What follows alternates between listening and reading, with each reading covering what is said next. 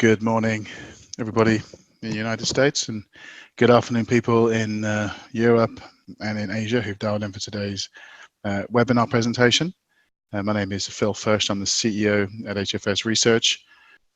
And so without further ado, I'd like to get our panelists to introduce themselves. So Tapati, our host for today with me, Tapati at HFS, if you could introduce yourself and your background, please. So I am leading the artificial intelligence practice at HFS, and I also lead our manufacturing, IoT, and Industry 4.0 coverage. Thank you. Thank you. And then we have Jeff Anderson at Alight IT. Hi, this is Jeff Anderson. I currently am responsible for IT service management within Alight, and more recently picked up our workplace services, but have held many different roles throughout time. Excellent, thank you, Jeff. And then last but certainly not least today, we have Pavan, Coyal, who leads a lot of the automation practices at Mphasis. So Pavan, if you could give us a heads up on your background. Sure, Phil. My name is Pavan Coyal. I am responsible for the global service delivery for what we call service transformation. And this includes our infrastructure services business and a few other businesses based in Bangalore, working for Mphasis. Good stuff. So today's agenda is we're going to really look at the state of the art with integrated automation and really look at how AI and integrated automation are having an impact on the IT operations world today, how we can start to get into some design principles behind automation ideas and strategies, why it's a lot more than tools and profiling. It's about really automating the operations, and we're going to hear about Infra Genie, how that's working as a core delivery service platform. We're going to hear about the Alight journey and how they've come to a more scalable, reliable, and automated IT operation, and then we'll have some big dialogue around future forward and what's next in client journeys. So without further ado, I will move on to Tapati to start today's conversation. Thanks, Phil. So when we talk about the state of the art, So when we talk about the state of the art, we start with the AAA trifecta, which is the HFS view of integrated automation.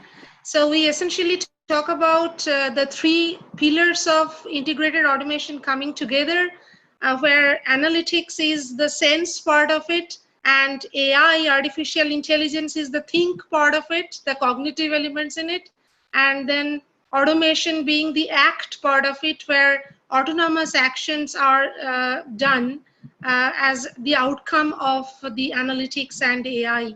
So in this perspective, what we see is that,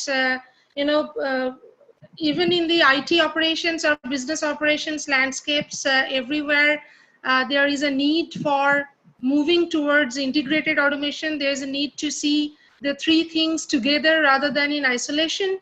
And as we see the way the investments are happening, so more than 30% of the enterprises, as per the survey that we conducted recently, are already investing over $50 million in integrated automation technologies. Means across analytics, AI, and automation, there is huge amount of investment coming forward.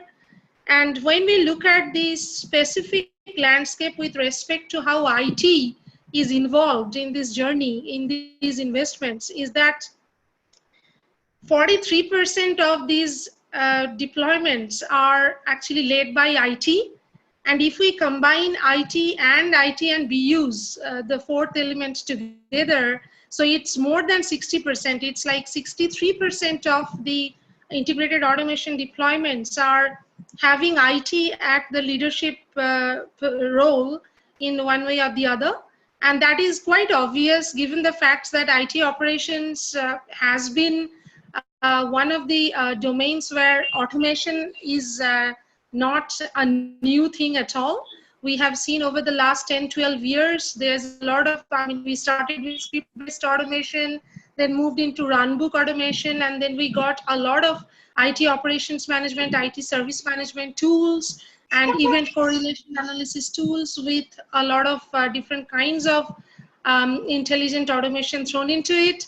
So IT operations has been seeing a lot of deployments in automation, and gradually the intelligence quotient, the IQ of those automation assets and the tools have been increasing manifold.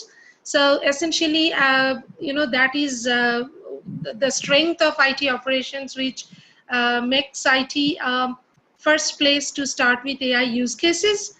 And also IT has a lot of knowledge and a lot of data. So you have the standard operating procedures and manuals and guidelines to run different IT processes. At the same time, the tools generate huge amount of log data, performance data, events data to leverage and predict, rather than react to different infrastructure and application stack events. So given that kind of strength, areas of strength, IT is a natural choice for starting the AI journey for most of the enterprises. And Pavan will now talk about how those journeys are being led by Mphasis being a service partner in different client landscape. Pavan? Thank you, Tapti.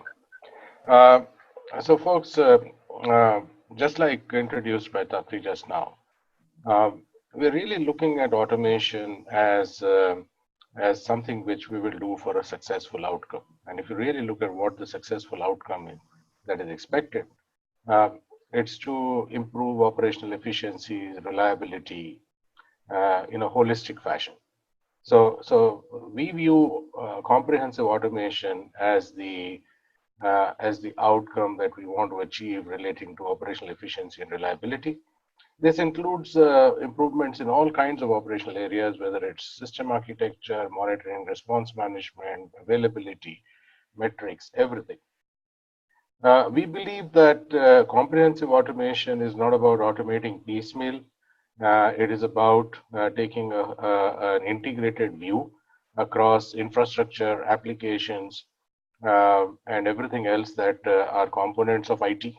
It needs to be in one workflow. It needs to have zero-touch automation for it to be successful in a big way, whether it's for resolving issues or for orchestrating policies. It needs to be centralized. It needs to be able to take care of what exists today, and it also needs to be able to take care of what is the gradual migration to what we call hybrid IT. The automation needs to complement human effort. We typically think about automation intuitively as replacing human effort. We believe that automation has got to complement human effort. Basically, it's got to work very clearly with the cognitive intelligence of humans. So it's an optimum blend of cognitive intelligence and automation. Needs to be business aware and business conscious, because it needs to change with the requirements of the business as they will surely change over a period of time. So it has to live a life. And it needs to be proactive and predictive based on specific inputs that come into the IT environment, so that you have an early visibility of the health of the IT estate. So those are the fundamental principles that we believe are required for comprehensive automation. The way we think about this, up to the next slide, is essentially to accomplish the holistic comprehensive automation that we talked about. We're really looking at a very important first step, which is to create a reliable foundation for IT. And this requires a certain amount of operational transformation for it to be ready to support a successful comprehensive automation program. What we mean by operational transformation is essentially, a few things that we have known for a while now in terms of improving operational efficiencies. Things like integrated tool chains. The next slide, Tapti, please. Yes, thank you. So the reliable foundation essentially consists of integrated tool chains, a unified system of record, deep analytics capability across the life cycle of IT operations. A business services alignment. End of the day, the IT operation is supporting a business, and hence there is a very tight alignment needed with the business services.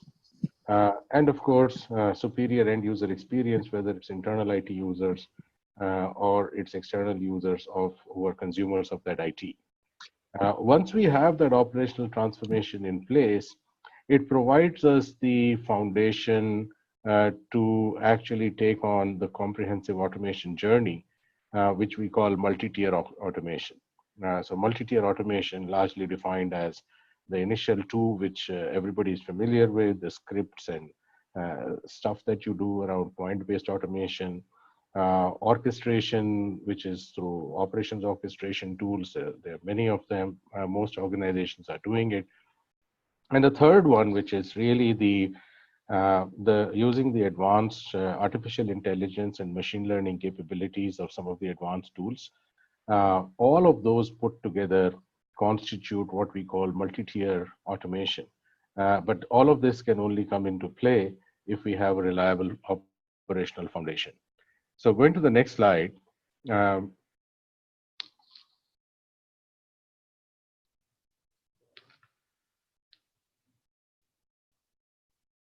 this is the introduction of the third tower, so to speak, in automation, the AI ML based automation. And how we have solved this problem is through the use of autonomic automation. Now, essentially, I'll spend a little bit of time on what autonomic automation is and how we have analyzed it and characterized it and integrated it. It's essentially an ability for an automation engine to think and work like a human resolver or a human engineer. So it combines the three major human abilities that solve complex issues. First one is an understanding of the environment, which gets replicated in the system using what is called a semantic data map. Knowledge creation, that is the actual knowledge of what needs to be done. That is through the knowledge creation and management, something called knowledge items. And the third one is actually applying that knowledge in a contextual fashion based on what requirement of the situation is. A little bit more detail on the knowledge core, the understanding part. This is largely a model where the knowledge around a graph of the interplay of applications, resources, software, machines, all of these things are modeled around a semantic graph, which talks about how the interplay happens between all of these. The learning itself is done through situational knowledge, which is around experts and engineers creating what are called small blocks of knowledge called knowledge items. The knowledge item itself is basically something that helps the system understand when that knowledge is to be applied, where it is to be applied, that is on what conditions, and what is to be applied, what action needs to be done. So this knowledge item then in conjunction with what we have developed as the semantic graph is bound to that semantic graph. And hence, when a situation does get triggered, it actually invokes a knowledge item, which then, based on the situational knowledge, triggers actions, including actions which trigger other knowledge items until that process continues and a problem is solved. Now, if you think about it, this is really the same way that human beings work. You get an input. Based on the input, there are a set of actions that you can take.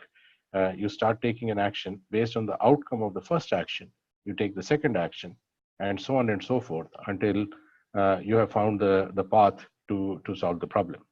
Except that in this case, that same process is happening at machine speed and accuracy by combining these knowledge items one by one. Now, remember that the knowledge item itself is human taught intelligence. So it's the way that one would solve the problem as a human being. And those little bits of knowledge have been created into a bunch of knowledge items, which then coagulate together when solving a problem. So that's the principle on which the autonomic automation works. Now, if we go to the next slide. So as we can see, the reliable foundation helps create the environment for this multi-tier automation to be put in place.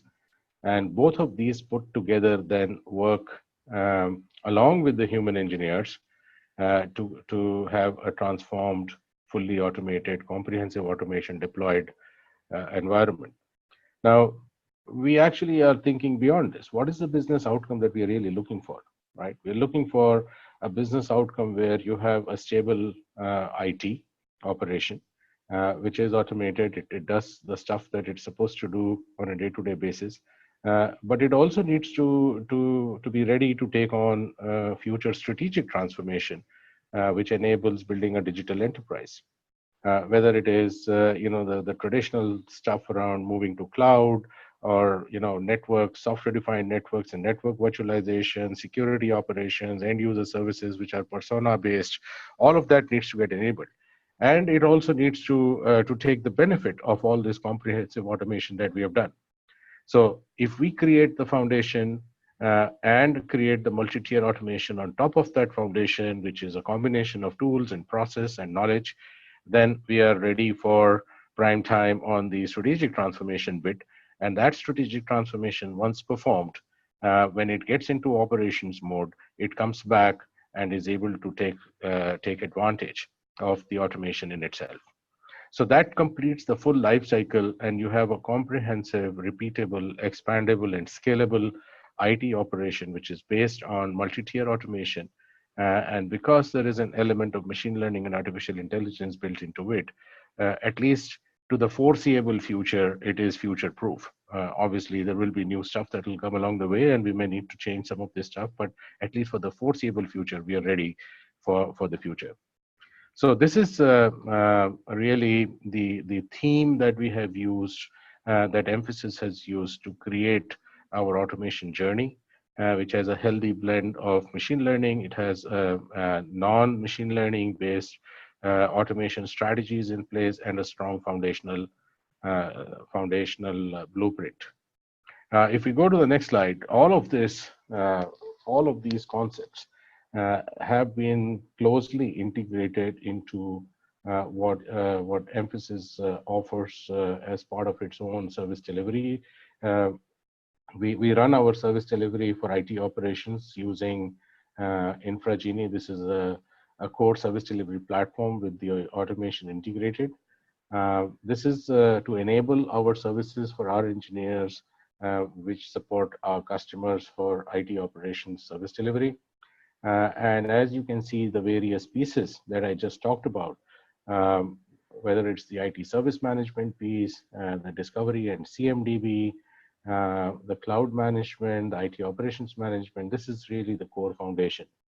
The inputs are coming in through an integrated monitoring system, which can take inputs from all kinds of monitoring tools and technologies across infrastructure, applications, and the integrated automation consists of the autonomous automation engine that I talked about, so that the full life cycle is completed from the point of ingestion of either an issue or a request, which comes in either through a self-service portal or through an integrated monitoring solution, goes all the way, follows the IT operations piece, leverages the discovery and CMDB, the core CMDB data, creates or triggers IT service management tickets, and so on and so forth. And the ticket itself is solved using a life cycle, which includes the autonomic automation as one of the resolvers to solve the problem. So this entire thing integrated is what we have deployed within our environment to support our customers.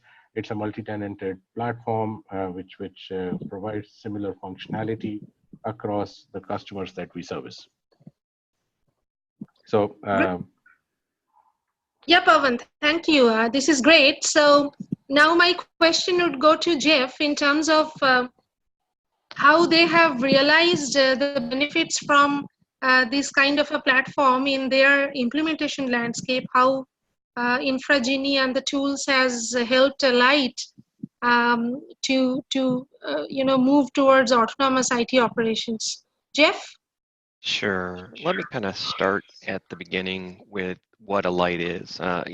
Alight really is the leading provider of human capital solutions, and how we do that is we try to help our clients and their people navigate basically health, wealth, and HR at the same time.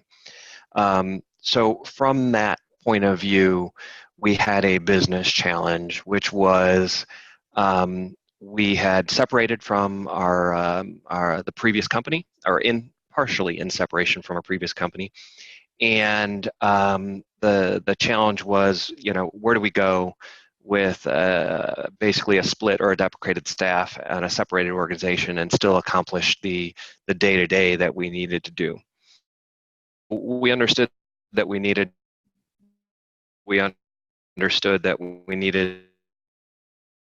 sets, and this with zero client impact. So you always love that kind of starting point in the marketplace.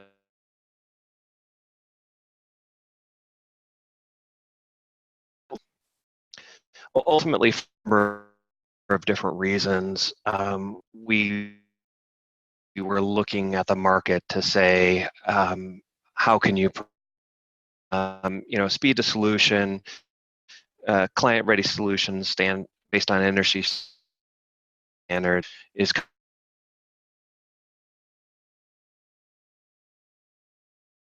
kind of what drove to do a couple of different things. We had a lot that understood the environment, so we were able to retain that through our journey. It allowed us to expedite our TSA exits, providing future or immediate cost benefits. And we were able to deploy a standard IPC framework, tooling, and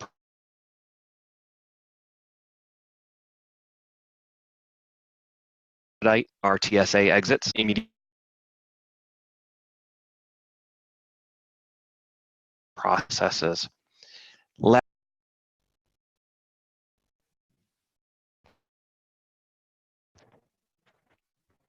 Can you push to the next slide, please?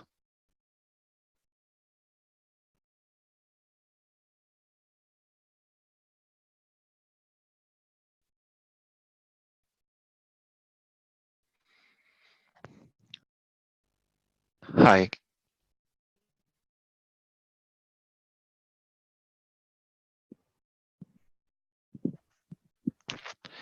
All right, looks like we may have a bad connection, so I'll continue on and see if this helps. We have gone to the next slide. Is it visible? It is, yes. Can you hear me now? Yep. Okay. Let me continue then. So from an automation framework, we were looking to do a bunch of different things around key initiatives and then end results or the benefits. So without draining this slide in total, jumping into the robotics process automation around incident problem and service request and change, and trying to create that across multi-teams with intuitive workflows was a significant challenge that we took on. We took on the idea of voice and chat bots where we could apply ticket status, how-to type of information, and knowledge article searches. From a use of tools, we threw out Baumgartner to allow us to connect and deliver automated scripts to deliver proactive health checks, as well as simple things like temp file, cache cleanups, Outlook profile issues, that type of stuff. From a SCCM perspective, we were able to remediate end user device policy settings and pull in additional information to help us understand the device, the status, such as end of battery life. From an event correlation, we are using ServiceNow as a correlation engine, but it gives us the opportunity to correlate that any monitoring alerts to that master CI, assign the tickets out to the relative queues based on learning from that engine, which helps us reduce the noise environment and triage teams to identify that root cause a bit faster. The AI engine and orchestration, we've put in those machine learning tools to build the event patterns, detect the anomalies, and do the predictive alerting. But all of this was intended to provide a number of benefits, which was a better user experience, which is shown clearly in our CSAT scores, increase our availability, reduce our tickets, lower the ability for manual errors, and I'd be lying to you if I didn't say MTTR wasn't important, and MTTR reduction is always, always very important, and we've seen some of those benefits. Next slide, please.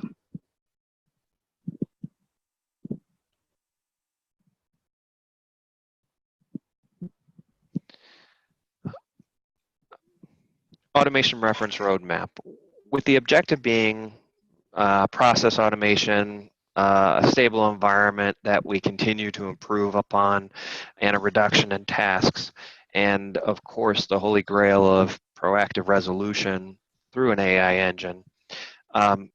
We have to go through a process to do that. And you can see on the slide, identify, design, implement, build, test, and roll out. But from our perspective, we've gone through this process, and where we're at specifically with our latest AI engine, the Argo, and the product name is Hero. Ultimately, we're in that design to implement and build. We're right in that stage of movement with this latest implementation. And one of the things you'll hear me say later on is challenges associated with what we're doing. And in any journey like this, you want to keep your friends and enemies both close, and communicate, and over-communicate. And in this case, I think we've seen a loop that has caused us to move back to identify for CISO approvals, even though we kind of obtained that first level review. So I think that tends to be a little bit normal in the organizations, any organization. So we're just kind of reacting to that. But ultimately, we're really in that design and implement builds point of the roadmap. Next slide, please.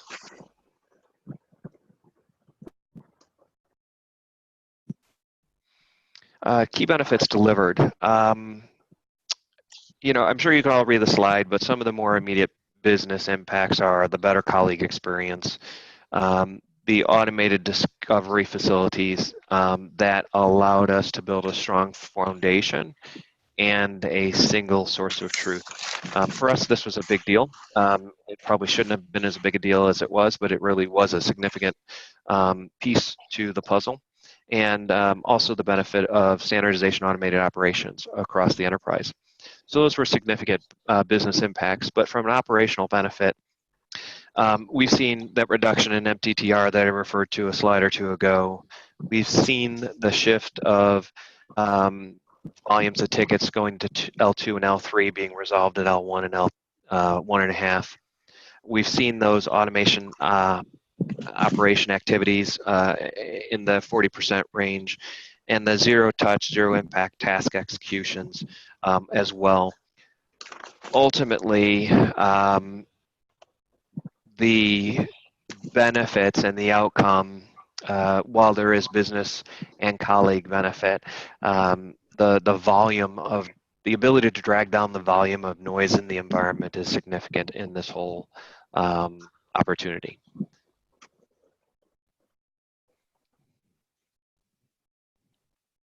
All right, I'll turn it back to Tapati, I believe.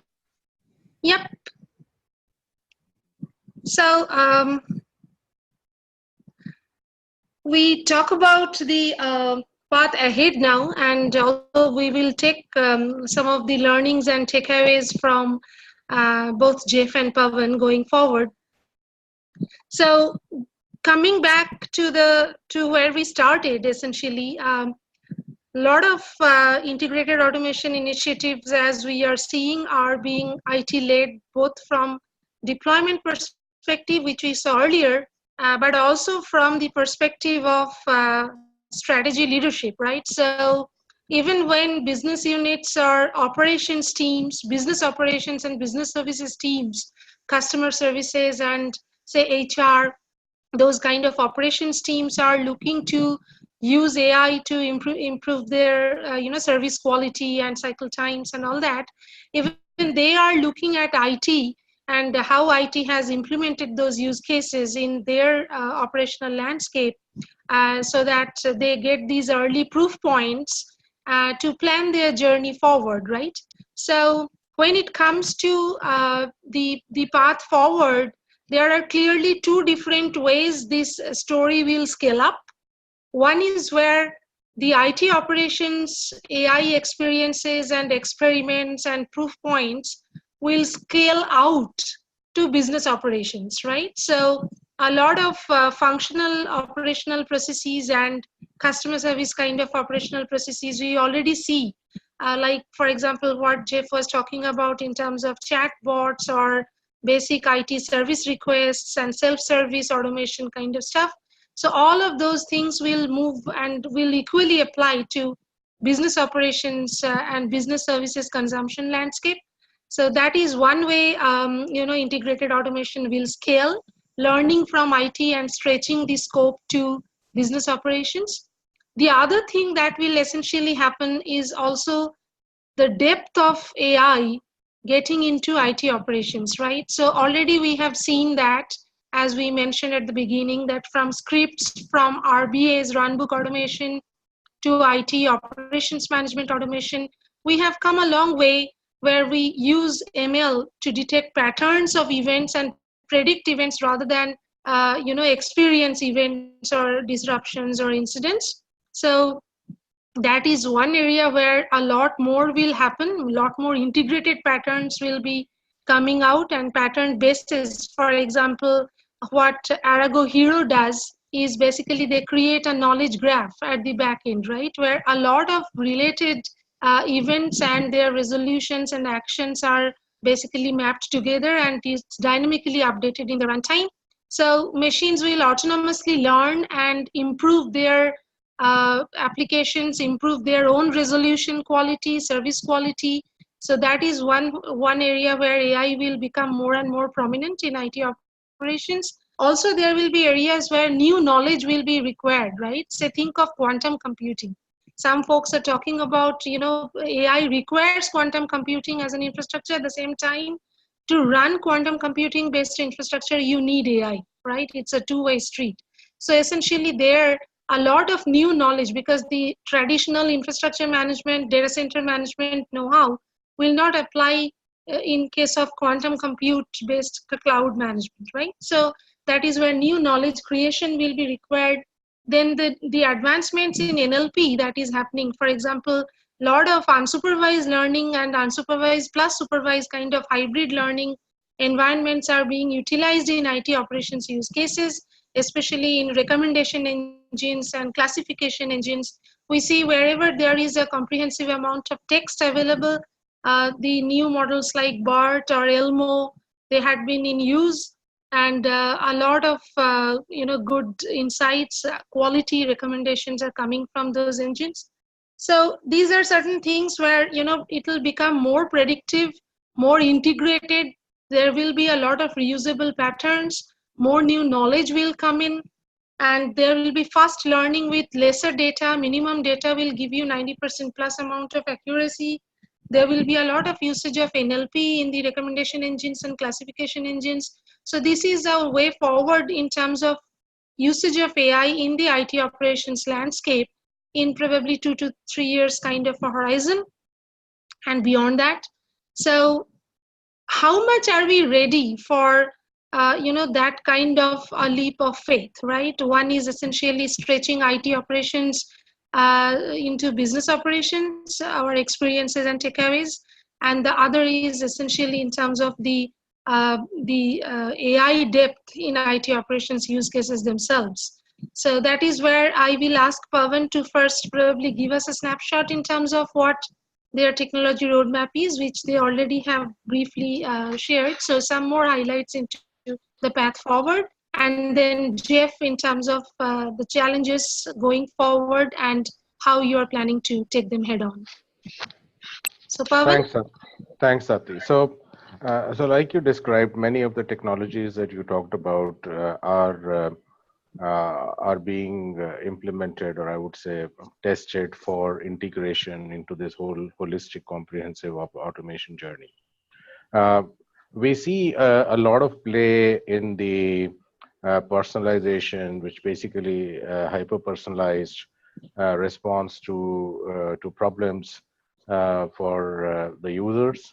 We see that coming in big time, in addition to whatever we do around machine-generated issues or user-generated requests.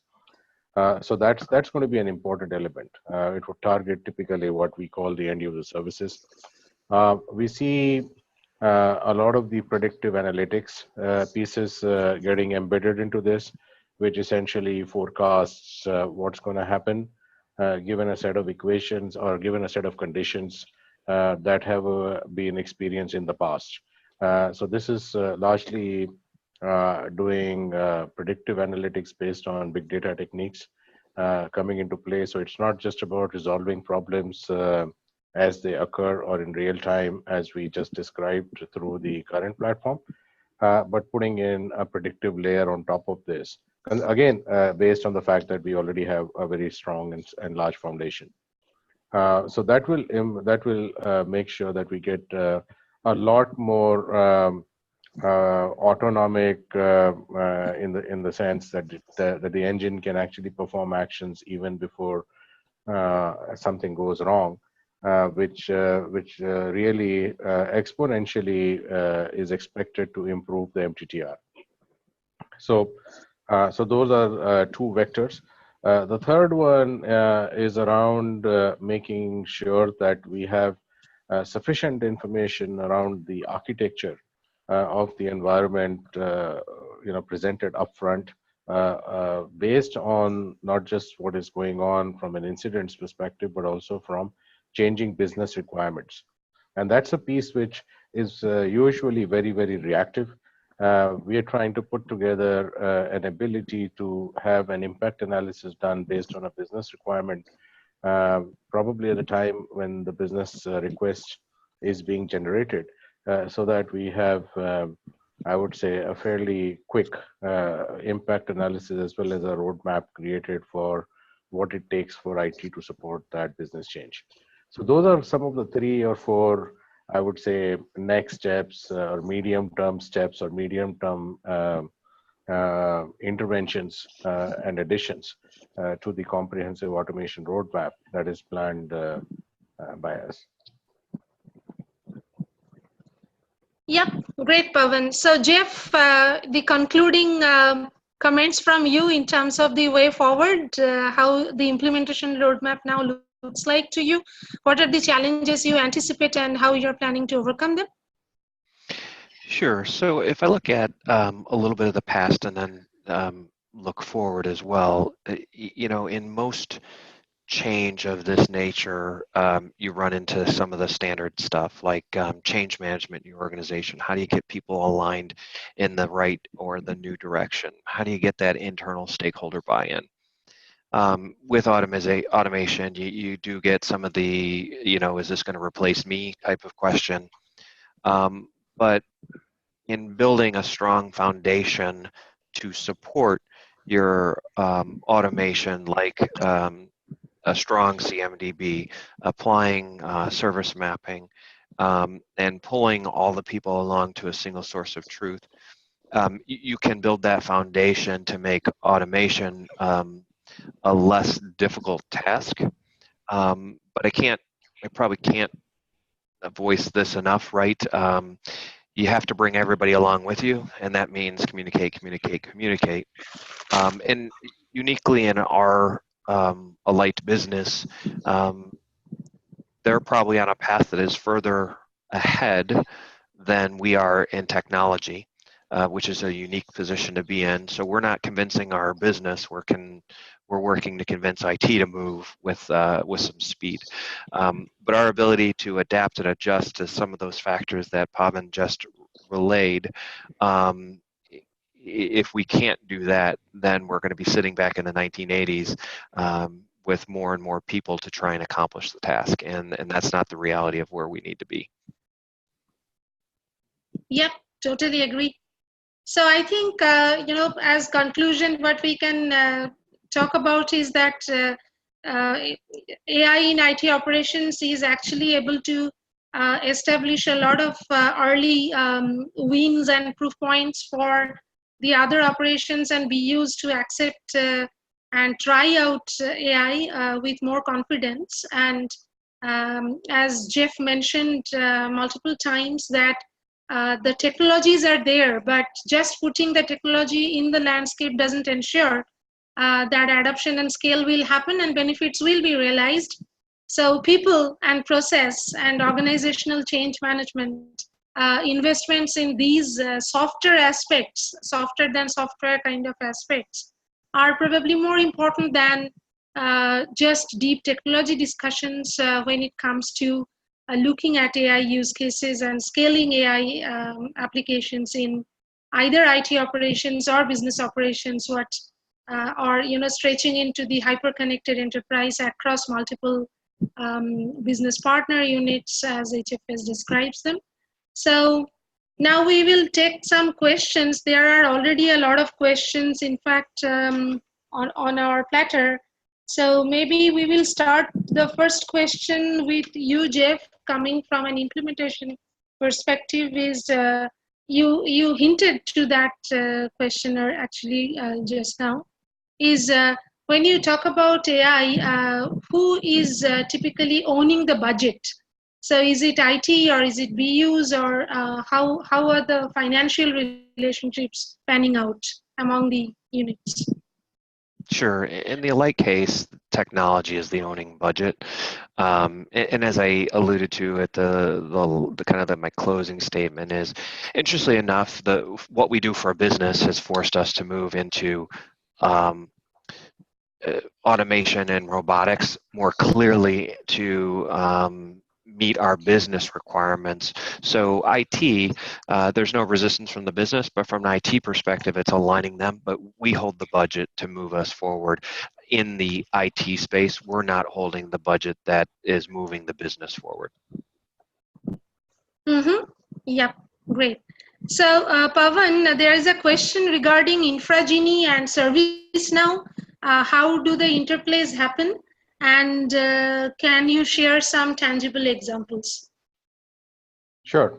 So, InfraGenie is really our realization of this comprehensive service management and automation, integrated and comprehensive service management and automation play that was discussed today.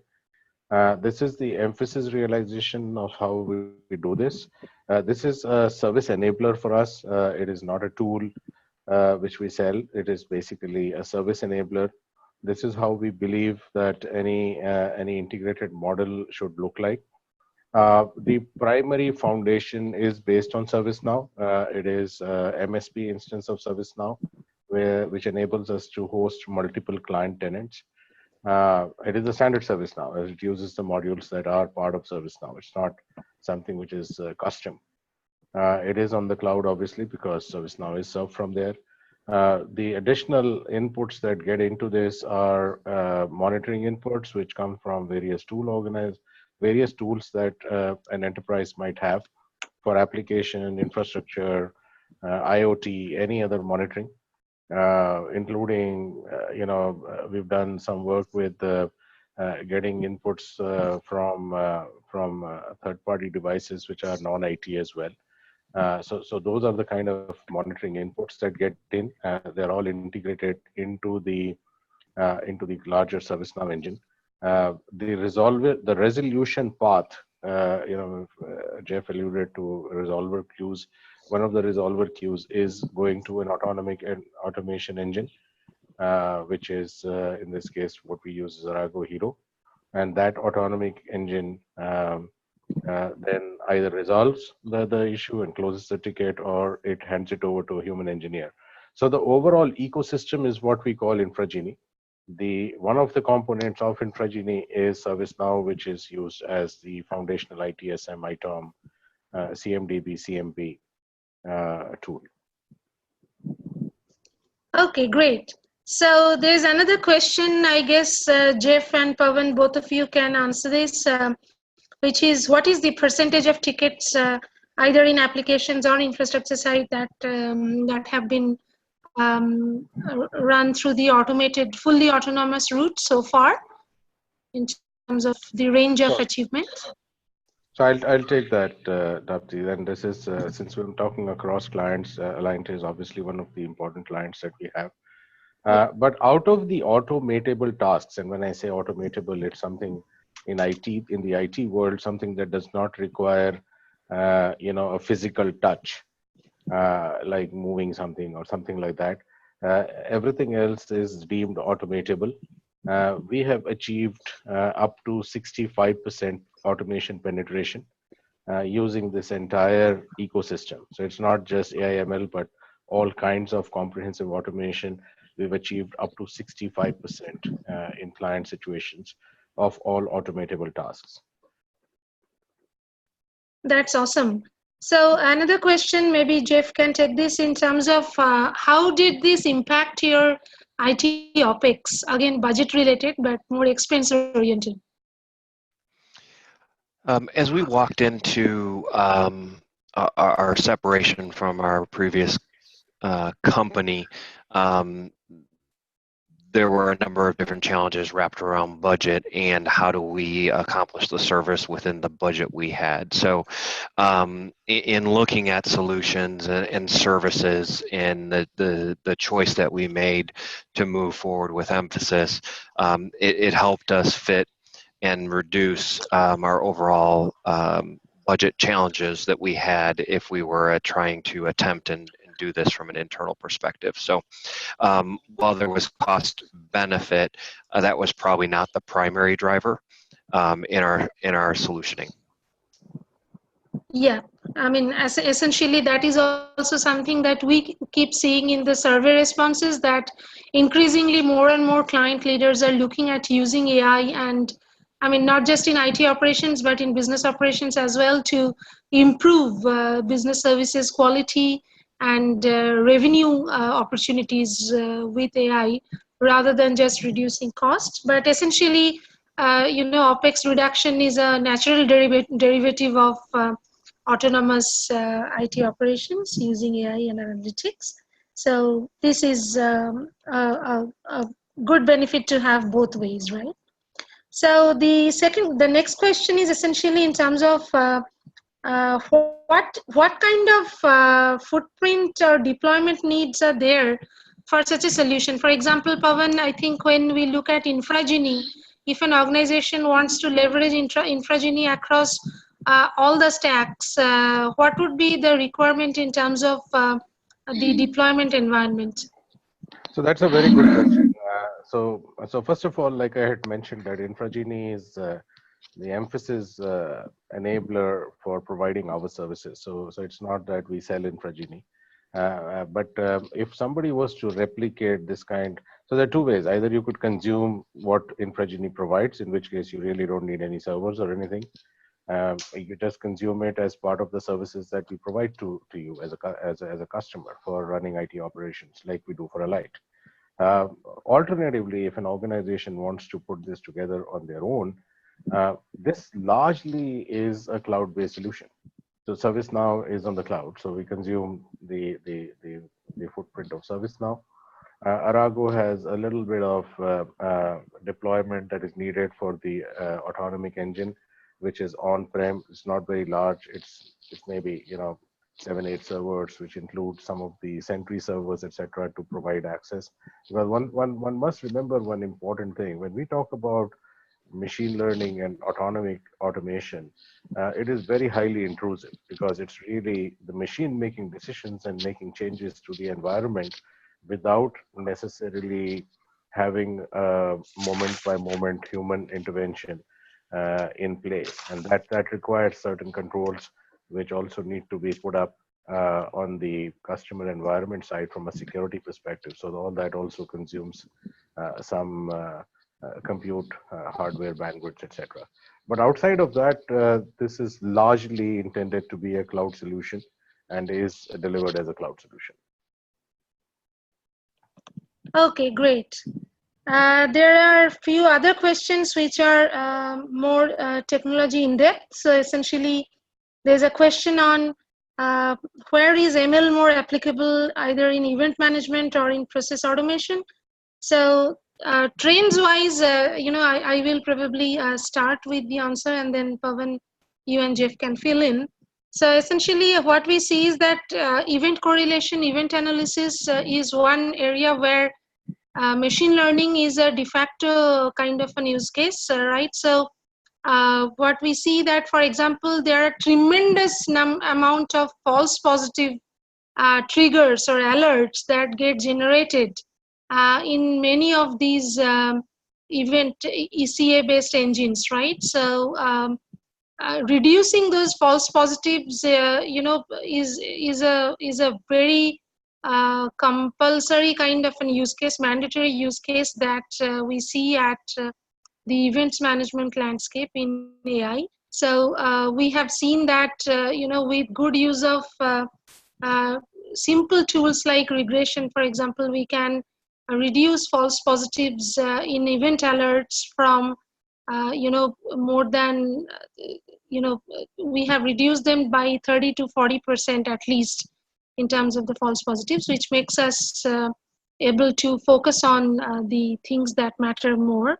And from IT operations, IT process automation perspective, more than the ML piece, what really works is the unstructured data handling capabilities. For example, when we look at even change management, we talk about zero touch change, zero touch release. So simple examples like now a lot of projects are happening for SAP R3 to S4 HANA migration, right? So a lot of these migration activities actually are being done in an autonomous mode, wherever the data structures, for example, or the MDM modules are mappable from old to new, and autonomous modules are learning. So the advantage of doing it in the autonomous mode is that you don't miss out on anything. There is no human error, no omission or commission kind of stuff. So that's absolutely a benefit for the IT process operations and AI side of it. So I would say that ML is more applicable for event correlation in terms of focusing on the right alerts at the right time. And for IT process automation, the NLP side of it, or text and image related, unstructured data related AI techniques find more use cases, more applications. And we cannot really separate, we should not also separate, different use cases, because in most landscapes, most scenarios, you need multiple techniques to work together, right? I mean, even when we see BART, for example, which is the NLP engine that most of our recommendation engines use these days. So in BART also, we have the first layer being done in an unsupervised mode, where we identify multiple clusters of different resolutions and recommendations, and then we use a semi-supervised layer to fine-tune the recommendations that come from the machine and train the machine to be more contextually intelligent. So a mix of techniques across multiple use cases, be it in event management or process management, is what we see as the trend going forward. And Pavan, Jeff, if you want to add something on top of it in terms of technologies and applications. So I'll just add a point to what you just said, Tapti. I think the way we are seeing AI/ML provide the biggest benefits are really in complex problem solutions, which is not the same problem repeating itself. It could be any number of problems. It requires solution, just like a human being would do an analysis, contextualize where it is coming from, know the environment, potential steps that need to get taken in order to solve the problem, going step by step, choosing one of the approaches, going step by step into the approach, and then depending on the outcome of step one, going and making a choice of step two, and so on and so forth. That we believe is the biggest benefit, or the biggest power of AI and ML, which is what we are using for complex problem solutions. Yeah, absolutely. So the last question, probably, Jeff. Yeah. So Jeff, there is a question in terms of the ROI timelines. So in terms of the break-evens that you typically expect out of these use cases. For Alight, the way we stepped out into this was not a ROI type of view. So I don't have any real information to share. We looked at the challenge that we had from an overall supply of service, and how do we move that service forward in a very quick way. And we looked at an overall solution set. So individually, we weren't looking at ROI. We were really focused in on how do we obtain the services that we know we need short term, but how do we carry us forward in a framework that doesn't necessarily just give us implementation year one, and all of a sudden we're looking at what do we do year 2, 3, 4. So from that perspective, a little difficult to answer that question directly. Yeah, I would assume that, because most of the client leaders share pretty much very similar storylines, that the first 1 or 2 years are a lot of experiments, and resolving the challenges with different kinds of techniques is what matters, and then sustaining the journey forward is where we look at more returns, not just in tangible terms, also in terms of like what you mentioned, in terms of NPS, in terms of improving customer experience, user experience. Those are certain areas that are more our focus areas. Whereas, of course, cost reductions are natural derivatives of these kind of implementations.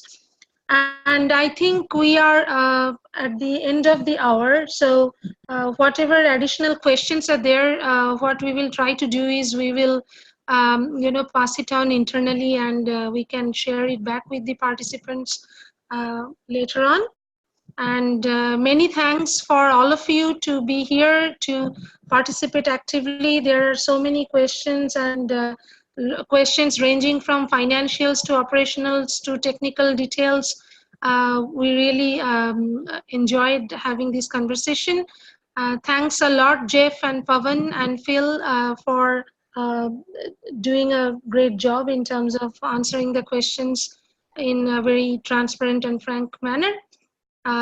Thank you very much. Thanks for joining in. Thank you, everyone.